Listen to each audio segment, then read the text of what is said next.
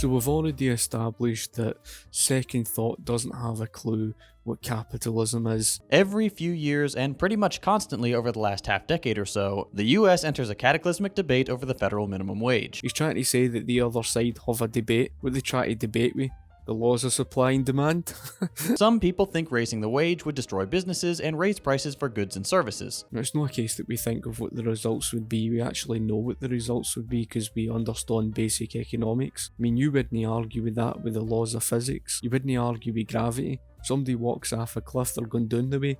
They're not floating. They're not going up the way. So what makes you think that you can honestly argue with that of the laws of supply and demand? Others think it's essential to keep up with inflation and rising housing prices. So let me get this straight. You acknowledge the fact that there's higher inflation in the economy, but instead of actually trying to fix that problem, you just ignore it as if it's not a problem, and then you try to get wages to match that of inflation. How about actually try to fix the inflationary problem to begin with? Both sides firmly believe that their position is the one supported by hard data and evidence. These were the same people who claimed that there were robber barons of the 19th century and tried to claim that the rich got richer and poor get poorer. And if it wasn't bad enough, they then turned to that of, under Ronald Reagan, they tried claiming that wages were stagnant or collapsed or whatever other crap they hit out with, and tried to claim that the rich were getting richer and poor were getting poorer. I'm not exactly going to take my opposition seriously when it comes to their so-called hard evidence and data. They're a bunch of socialists, they've not even got any hard evidence or data. But there are certain realities surrounding this debate that are never addressed. So in this episode, I'm going to address them. Oh good, this should be fun. Especially when you're going to talk about the history in relation today with the Industrial Revolution. Hopefully by the end of this video, you'll be more informed on the minimum wage debate, but more than that, you'll have a new understanding of why it's such a divisive issue in the first place. The reason why it's such a divisive issue is because of the fact that when it comes to folk like yourself, you don't accept facts, reason and logic. You socialists never have. Your feelings mean nothing in the face of economic reality. Let's start with some basic history. Once upon a time, there were no regulations regarding how much bosses had to pay their workers. This was back in the early 1900s, and because of this wild west of a labor market, those who owned the factories could pay their workers as little as they wanted. Folk, you've got to love how he talks about the early 19th century as if it was a plague that came all the top of them, and talks about it as if it's the Wild West. Subconsciously, he's actually trying to compare today's living conditions and wages to back then. Now, the reason why he doesn't touch upon the 18th century before the Industrial Revolution is because the fact he knows that it would change the entire narrative of what he's spouting. He wants you to believe that the Industrial Revolution was like Mordor with Lord of the Rings. You put the ring on and then it was like this big cloud of darkness that comes all the top of you. He doesn't touch upon the fact that before the Industrial Revolution, people were actually getting paid substantially less on the agricultural landscape than they ever were in the earliest, poorest factories. Before the Industrial Revolution, people were getting paid extremely poor wages, right? The real wage earning growth rate was something unprecedented. In Great Britain, between 1780 to 1820, it grew by 0.55%. And then between 1820 to 1850, 1.2% per year on average. Now that's important statistics, because it was the same thing in the United States of America. Their real wage earning growth rate increased on average per year by 1.6% per year. And along the way, the workers, noticing how productive capitalism was since they did the work, demanded for themselves a rising standard of living. So roughly, from 1820 to 1970, particularly in the United States but elsewhere, wages rose.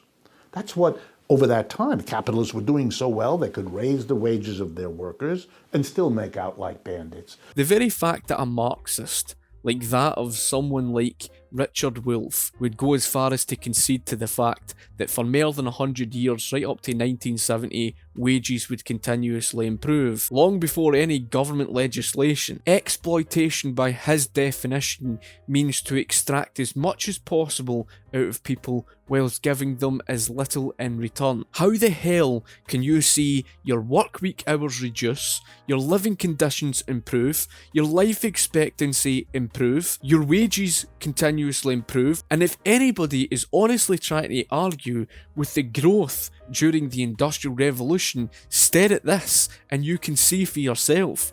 The growth was unprecedented. The fact that he's honestly trying to paint this period in history of the 19th century as if that was exploitation is mental insanity. and if those workers didn't like it, they could quit, and other starving Americans would gladly take their place. He's painting this typical myth that mothers and children were forced into working in the factories when they weren't. The truth of the matter is, prior to the Industrial Revolution, the mothers and children had no choice but to work from endless hours from day until night because of the fact that if they didn't work, they were going to die of starvation anyway. They lived in far worse conditions, their wages were far worse off before the Industrial Revolution. That's why he never touched upon that time period. You can back that evidence by the fact that real wage earning growth rate was unprecedented, and it wasn't because of government. The mothers had no food to cook with, and the children had no food on their tables. They viewed the factories as salvation. That's why they went to work in the factories. To him,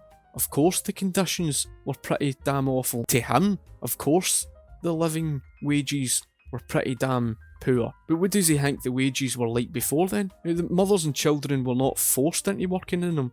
They went to work in them through their choice, because they viewed them as salvation. And the only reason why the mothers did not prevent their children from working in the factories, despite how dangerous they were. The farms, believe it or not, were actually more dangerous than what the factories ever were. That's why he doesn't touch upon the time period before then. Even E.P. Thompson, a socialist historian, was forced into that concession, that the conditions were worse off and more dangerous working in the farms. The second reason why he doesn't is because see if the mothers at that time period in the early 19th century prevented their children from working in the factories, the children would have died of starvation. This worked out wonderfully for the owner class. They knew that a desperate working population would have little choice but to accept the tiny wages they offered. At the end of the Civil War, right up to 1900, the Consumer Price Index continuously dropped. This contradicts them, of course, because that was proving that the people were getting richer, and that was during a period of the myth of the robber barons. When you look at that of the strikes, the only reason why the strikes came about was because of frustration. In other words, before the Industrial Revolution, for thousands of years, there was no demand for higher paid wages. You never saw the demand for these strikes. And the reason why you never saw these strikes is because everybody was equally poor. They grew frustrated by the slow growth. But that's the issue. There was growth in wages. That contradicts the entire narrative. With the Consumer Price Index, with prices continuously falling, that means they're getting richer. It means they're able to buy more with those wages than they were before. He also didn't touch upon an important quote by Thomas J. DiLorenzo in his book, How Capitalism Saved America. Another indictment of the trust was that even if they weren't monopolies, they were supposedly creating a dangerous concentration of wealth in the hands of the top capitalists of the day. The conspicuous wealth of the Rockefellers, Vanderbilt, Stanfords, and others seemed to support this charge. But in reality, the nation's wealth was not being concentrated in the hands of the leading capitalists. As economic historians Robert Gray and James Peterson pointed out, from 1840 to 1900, the division of all income in America remained the same.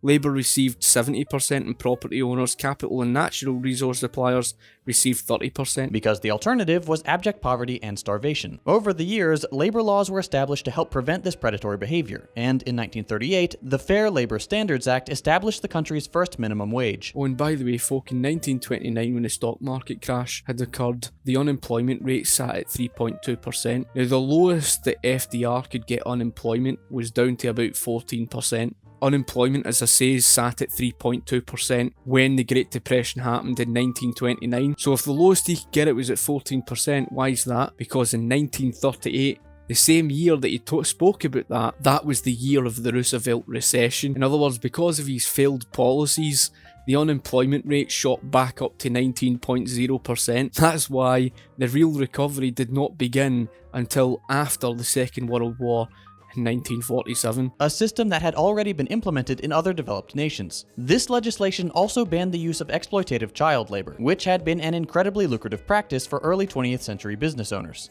The owner class was not happy about this. The reason why this is a myth, folk, is because as years rolled on, what you actually found was the work week hours reduced, families were getting richer, and that enabled mothers to keep their children out the dangerous workplace, sent them home, and after school. So actually what you found was the market had solved the problem long before government legislation had come into place. But millions of parents across the country were relieved that they would receive better wages and that their children would no longer be torn to pieces by the massive, dangerous machines the business owners forced them to crawl into to fix. And there's the lie, folk. The factory owners did not have the power to force mothers and children into working in them. The mothers actually had the ability to prevent their children from working in them, so why didn't they? Because they would have died of starvation. Already gave you that answer. Almost 30 years later, in 1966, an amendment to the Fair Labor Standards Act raised the federal minimum wage to $1.60 per hour, and extended coverage to federal employees and some farm workers for the first time. This particular amendment is a critical bit of historical evidence, because, as we'll see later, a recent study made some important findings regarding the minimum wage and employment. Now, let's take a look at how the minimum wage has changed over time. 6 decades ago, in 1960, the minimum wage was $1 per hour. Over the following 60 years, the wage steadily rose, today sitting at $7.25. Taken by itself, this graph looks pretty good. The line goes up. Here's the problem. Just listing dollar amounts without historical context does not give an accurate depiction of what those amounts mean. Let's look at the same line adjusted for inflation. That's a lot less impressive. These peaks and troughs represent each time the minimum wage has been raised, and inflation wiping out those gains. Taken as a whole, we can see that compensation for minimum wage workers is actually significantly lower today than it was 60 years ago. You think it's just a case of, yeah, there's higher inflation, so let's fix the problem of higher inflation by driving up more inflation. In 1913, the Federal Reserve took power. In 1922, you would see the open market operations that allowed the Federal Reserve to intervene with the partial free market. And I say partial because it wasn't really free market. The Federal Reserve artificially drove down the interest rates. Again, he doesn't understand the laws of supply and demand. He actually tries to argue with it. It stripped away the gold standard temporarily, was running the printing press, it caused the boom and bust cycle because of the whole thing to do with the fixing of the interest rates. Running the printing press, the more the quantity of the paper in circulation, the greater the inflation was. And it's never ending. This is the reason why you've seen a bubble after bubble after bubble. They've not got a clue about economics. In fact, it's that bad. You've even got folk today who believe in this MMT, the idea that inflation is good for the economy. Who did they learn that from? Ben Bernanke? This peak here, representing the 1966 amendment to the Fair Labor Standards Act, marked the high point of the US federal minimum wage. $1.60 an hour in 1966, adjusted for inflation, equates to almost $13 an hour today, nearly twice our current minimum wage. The inflationary problem is the fact that you're having to try and continuously keep up with inflation, and the concession is the fact that it keeps wiping out the minimum wage, because the purchasing power of your currencies been continuously driving down. There's less you can buy with that. That's why $10 was worth far more in 1966 than what $10 is worth today. That's the reason why there's that issue with the wages. So we know that real compensation for workers is lower than it was in the past. But this is where we get to the crux of the matter. Many people don't care that it's lower because they believe that a minimum wage should not be a living wage, that you should not be able to support yourself on this wage because jobs that pay that little are meant to be beginner jobs, or things to keep retirees occupied. No, you're taking it out of context here. Maybe certain folk who don't understand economics, they might turn around and say just that. Of course, folk who do understand economics acknowledge the fact that there's an inflationary problem, and that's to blame on your socialism in this wonderful mixed economy thanks to all your socialist fractional reserve banking. Let's talk about that. Do students and other young people make up the bulk of minimum wage workers? Yes. Are they typically able to rely on their parents for housing? Yes. Does this mean that they don't need more money in order to simply survive? In many cases, yes. Does that mean we should allow their compensation to slip so far behind the rate of inflation that their pay has next to no value? No. Instead of actually acknowledging the fact inflation's a problem to begin with, you just think it's just a case of, let's ignore inflation and let's just get the minimum wage up. And if you're not going to get it for the private sector taxpayer, which we've already established you're a socialist, you would leave them running the printing press. You would drive them into hyperinflation. So inflation's never going to be kept up with. Inflation's just going to spiral right out of control. And funny enough, on that graph, you didn't point out about 1971 when Nixon took away the gold standard, the partial gold standard, that led to inflation soaring mentally way out of control. You didn't mention about that. Justifying poverty wages simply because many minimum wage workers are students is not a valid reason to keep paying so little. How then do you justify that as running the printing press then? Where you devalue the base of the currency and drive inflation through the roof? And your socialist fixing of the interest rates where you artificially drove them down thinking you can ignore the laws of supply and demand? And then after you create all that, you then question why you've got that serious issue. And the minimum wage is a poverty wage. According to several studies, there's not a single county in the entire nation where a minimum wage earner could afford a one-bedroom apartment. That was all created through your own problem, through running the printing press, etc. And let's not forget the artificially lowered interest rates caused through the central bank, through your socialism, the fixing the interest rates that drove consumer demand up to go out and borrow and spend more. That's why demand drove up in an area of the housing. When demand far exceeds that of supply, then obviously you're going to create that problem. Add to that the immigration crisis that you're seeing. You're faced with the economic reality. There's a shortage, there's scarcity. And as if that wasn't bad enough, you restricted the market through the heavy government regulation. So I'm no surprised why you've got a serious problem with the housing market. If the minimum wage had simply kept up with inflation and productivity gains since 1968, it would be over $24 per hour today. What's that going to do? Is that going to magically make the purchasing power driving down go away? That's the part of inflation you don't understand. The greater the quantity of that paper in circulation, the less value your paper currency holds. So it wouldn't matter even if you kept on raising the minimum wage. You're going to keep on chasing. That's a lot of surplus labor value that's been taken from workers and given to their bosses. So you don't acknowledge the fact of what businesses have to pay out, especially in taxation. You only look at their net income, the overall income of what they're earning. And that's all you look at. You don't look at everything else, such as their overhead costs and everything. You think it's just a case that you can ignore the laws of supply and demand, and there are many, many hundreds, probably thousands of businesses out there who can't afford to pay for your minimum wage. The wage of the employee is the price to the employer. When you raise the price of the lower skilled worker on the employer, the demand for the employer is going to fall. That's it. It drops. The fact that you think you can honestly argue with that is laughable to say the least. Unsurprisingly, the owner class is almost uniformly opposed to raising the minimum wage at all. But what's more disappointing is seeing people who make $16 per hour fighting with people who make $7.25 an hour when their bosses make thousands of dollars per hour. That's what you call you can't see green cheese without having a bit. Now, I never says anywhere that you're guaranteed to become rich. That isn't how a capitalist system works. Capitalism's not about guarantee. All you socialists can see is the rich.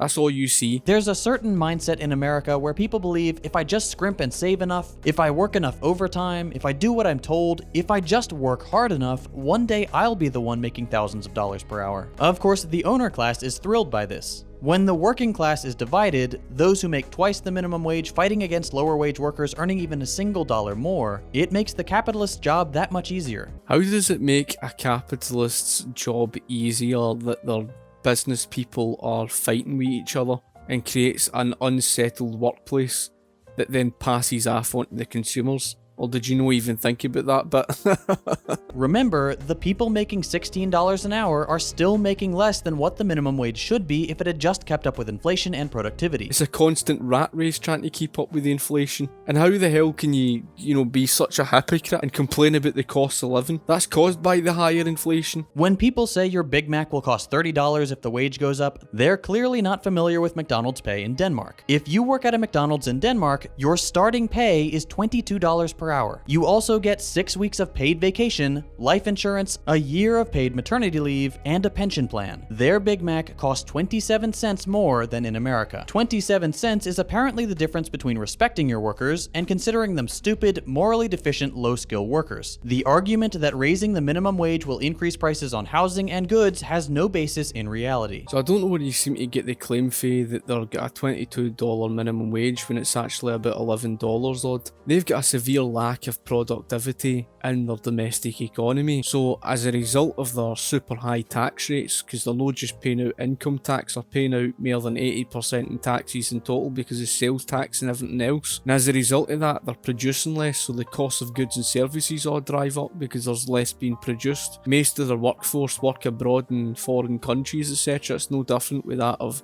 Norway. You might think it's absolutely wonderful because of the higher minimum wage.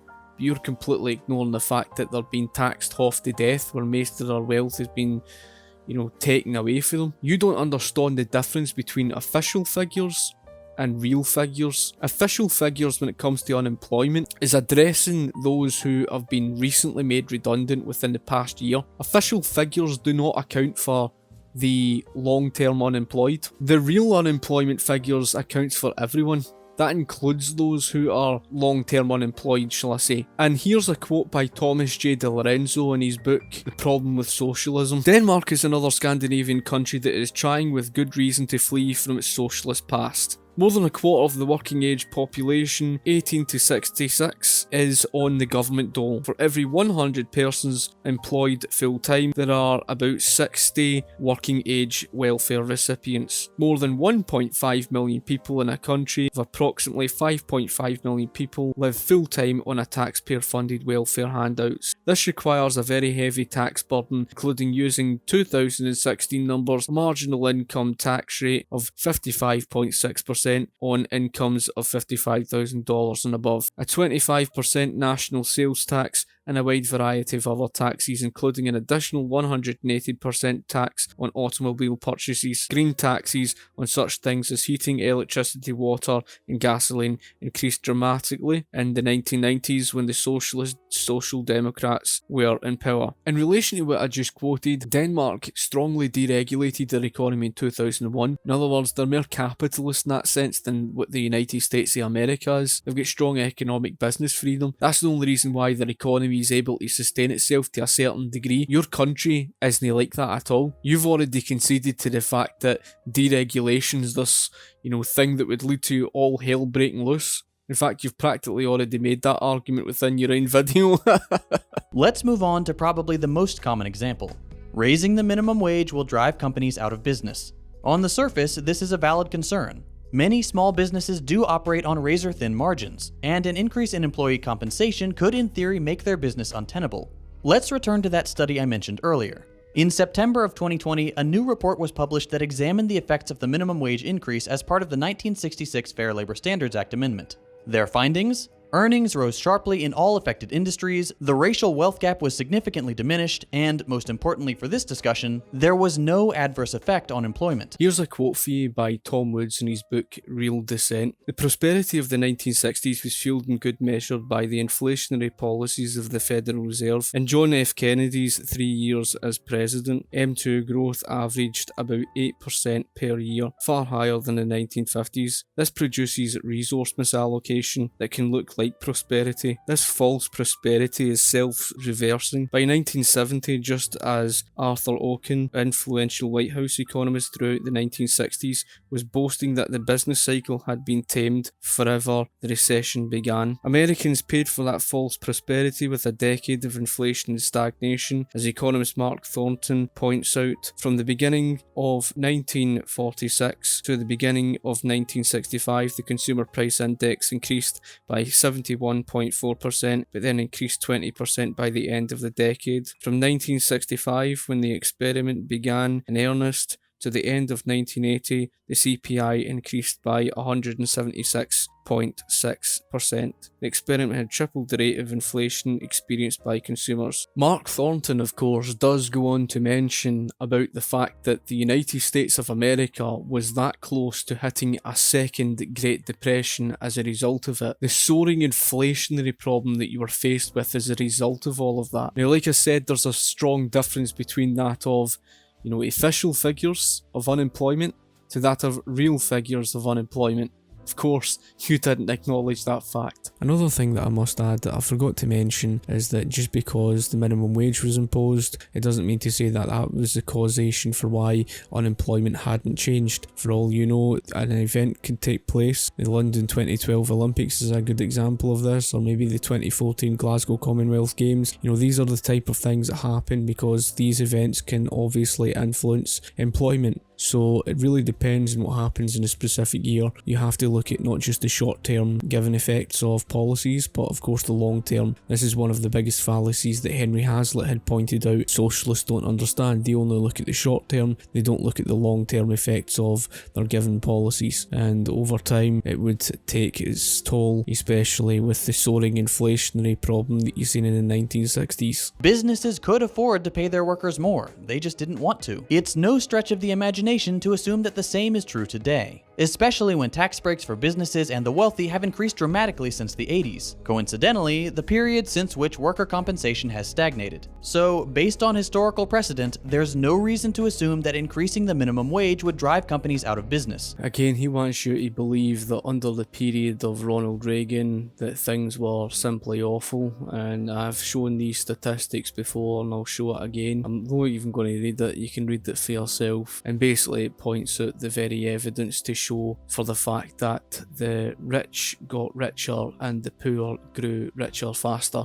Especially when some of the largest employers of minimum wage workers are hugely profitable megacorporations like Walmart and McDonald's. But let's return to the hypothetical that's so often used on pro-business news outlets. The mom and pop family business that simply can't afford to pay their workers anymore. Here's the thing. If you cannot afford to pay your workers a living wage, you should not be in business. That's rather quite funny, that is, because see, once you do all that, and thousands of small business owners end up going under, you destroy opportunity in the marketplace. He's trying to make it out that this doesn't create a serious problem with the higher unemployment. This is how the free market is supposed to work, remember? Your business is at the mercy of the market. If you don't make enough money to cover your expenses, by free market logic, you should not be in business. You think you can tell people what a free market is? Yet you've just proved there you don't even understand. Because in a free market economy, you wouldn't be faced with a high inflationary problem, and you would have your purchasing power of your monetary value driving up, just like what you saw in the 19th century with the consumer price index dropping and that of the gold standard driving up in purchasing power. So people were getting richer. So what contradicts you is economic history and the reality of a free market. Do you know what that reality is? In a free market economy, you're able to buy more with less money in your pocket because the purchasing power's stronger. It's a low inflationary rate based economy. That's a free market. Paying your workers is the most basic expense of all. Again, the minimum wage should be over $24 per hour. If you can't pay your workers a third of that rate, that means the only reason you're in business is because you're exploiting people by paying them poverty wages. Again, you're completely ignoring inflation and the devaluation of the base of the currency. You can sit and call them greedy all you want. An employer has to ensure that the value for what he's getting is greater than the cost. You're not going to hire someone who's worth less than the cost. What if you went into a shop and you found a coat you like and it's worth $800 and the quality's dirt poor? Are you trying to tell me you'd part with your money when the cost is far greater than the value of it? How the hell is somebody worth $15 an hour for flipping $5 burgers? I could do that. But let's give small business owners the benefit of the doubt here. I'm going to assume that you genuinely want to run an ethical business that pays its workers fairly. I can understand how it would be a challenge to raise your workers' pay from whatever you're paying them now to $15 per hour all in one chunk. Wouldn't it make more sense if instead of having to raise the minimum wage by large amounts every decade or so, we chose to raise the wage every year based on inflation and other metrics? This would make the change more gradual and manageable, the workers would be paid fairly, and it wouldn't put undue stress on you, the business owner. Other countries already do this. Instead of leaving the minimum wage in the hands of politicians, in countries like France and Australia, economic commissions reevaluate their minimum wage every year, raising it to match critical economic signifiers. We can argue all you want about using the minimum wage, but as Hong Kong's history has proven, they didn't need a minimum wage in order to improve the wages. Why even turn to France? Our country is looming towards an economic collapse, another basket case like that of, sadly, Italy, Spain, Greece, and I don't know why you seem to think that that's somehow benefiting our country. It really isn't. Okay, so let's assume you're on board with the idea that workers should at least be paid a living wage. That inevitably leads us to the next objection. If the minimum wage goes up, they might make more money than other low-paid workers, like teachers. I'm going to ask you to think about that statement for a moment. If minimum wage workers earn more money, say $15 per hour, still less than what the minimum wage should be, they might make more money than teachers. I would suggest that there's an easy solution here. It's not to demand that the minimum wage stays the same, it's to demand that all low-paid workers get a raise. This goes back to the strange American delusion that one day you'll be rich. If it was the case that you could just pay out anything you want, then why not $25 an hour? Why not $30 an hour?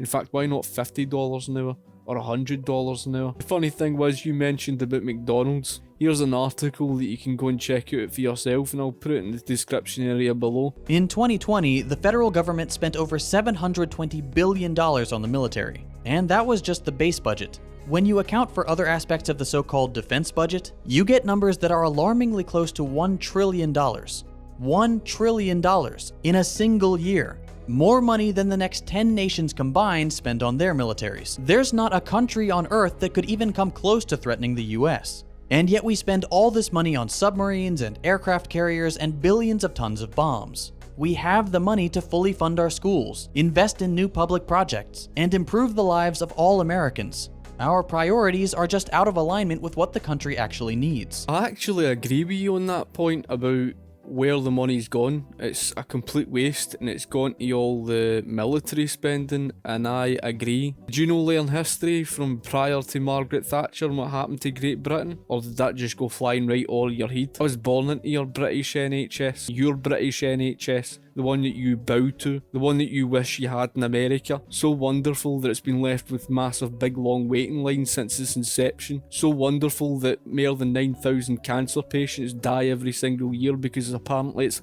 available for everyone, and it's more affordable, but we need to bail it out by £132 billion over the next 5 years. That's how more affordable it is. Anyway, folk, I've went on long enough. If you get anything you'd like to say, comment in the comment section below, and of course be sure to like the video, share the video, and I hope it's been educational enough for yourself. Thank you for watching. I shall talk to you later. Cheers.